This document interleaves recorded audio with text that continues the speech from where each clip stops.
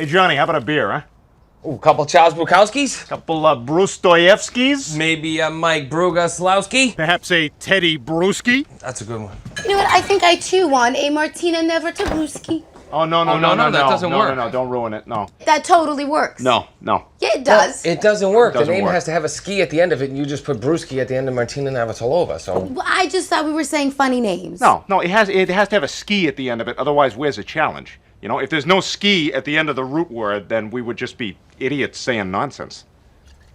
Hi, my name's Peter Travers. This is Popcorn, where we tell you what's happening at the movies, and you've just seen a scene from Ted starring a talking teddy bear with a real trash mouth, and this guy, Mark Wahlberg. How are you, sir? Hi, welcome. Thanks for having me.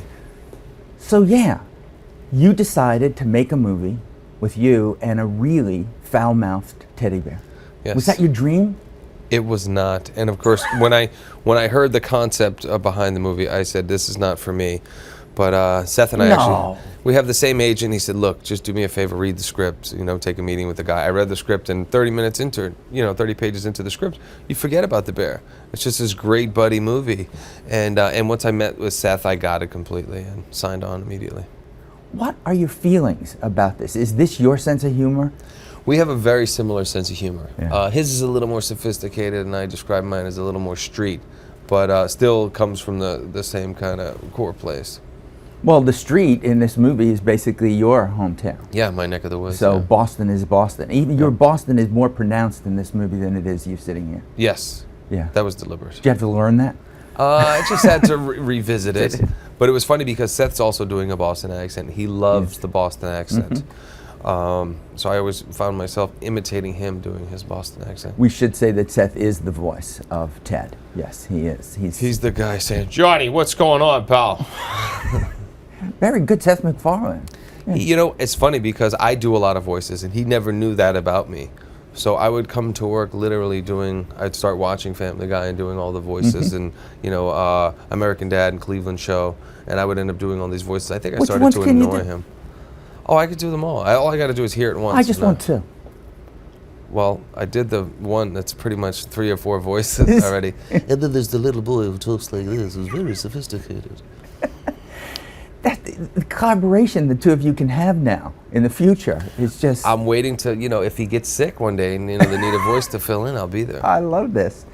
Tell the world who you are playing in this. I talked about the teddy bear and Seth doing the voice, but your guy is named John. John Bennett, yes. Which I think is the reason the movie's called Ted. Yeah. Why?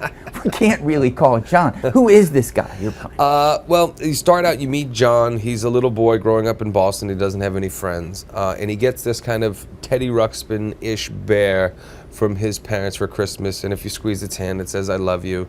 And it's his only friend. So basically, he makes a wish, a Christmas wish, and it's granted that the bear would come to life. So cut to 30 years later now, when you meet me, the bear has been on the Carson show. He's basically famous, but nobody really pays too much attention to him anymore. And he's basically the reason for my not wanting to grow up or be responsible. We smoke a lot of marijuana. Eventually end up sniffing some cocaine. It was just some. Yeah. He's, solicits a lot of prostitution. And, I have this wonderful girlfriend played by Mila Kunis who likes Ted a lot, but she just wants me to be an adult most of the time.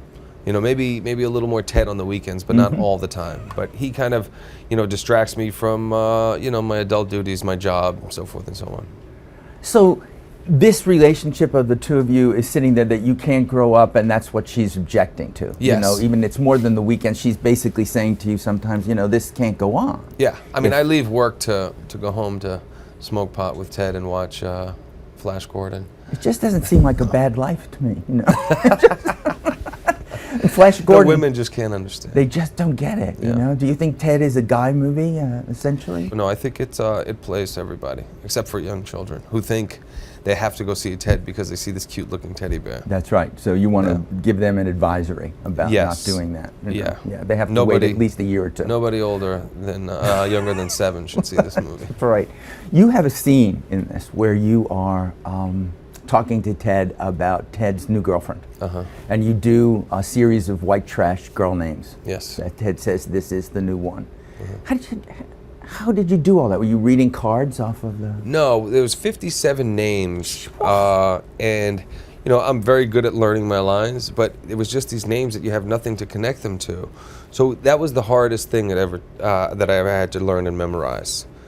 And so forget Boogie Nights, The Departed, any of those movies. It's this. This was much more difficult. And you know, there was just 57 names. Just saying them like this, I think it would have been like 2 or 3 minutes. It would have never made it in the movie. So I suggested to him that we I say them as fast as possible. Maybe we kind of do like a game show thing where I'm going to rattle off the names, and if I get the right name, then he'll stop me.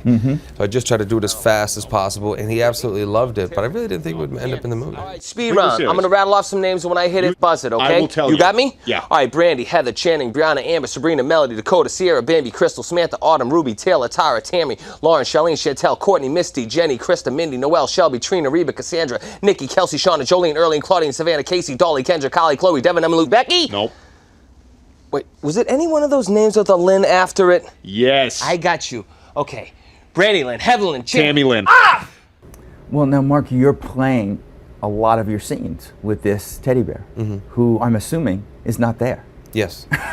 So, what little person or device did you use? Did you have a bag of popcorn or something? What were you playing? They would have like this little stick that had these 2 dots on it for eyes. Sometimes they'd have. Were they expressive eyes? Stuffed in. No, not at all. It's so funny because Seth's so smart. They really wanted them to just be as blank as possible.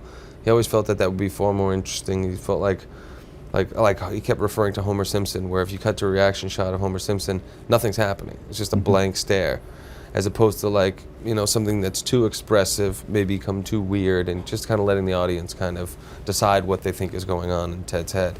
So it was just basically this blank stare. But you know, we'd have that or nothing. But I have Seth off camera doing the voice, which was helpful. Yeah, but it would be also a temptation to look off camera. You always want to look where the voice is coming from. Yeah. But you didn't. You just. I found it actually liberating to not have to deal with another actor and just be the only ego on the set. It was like I knew I was going to get my coverage shot first. You know, Ted only gets 1 take. He gets nothing. Yeah, No. that's it. He gets the But one. yet he still steals the movie. Only got 1 dance at the daddy-daughter dance at school. It's so harsh. You know, Daddy, you sit over there. Okay? Don't you move. No problem, honey.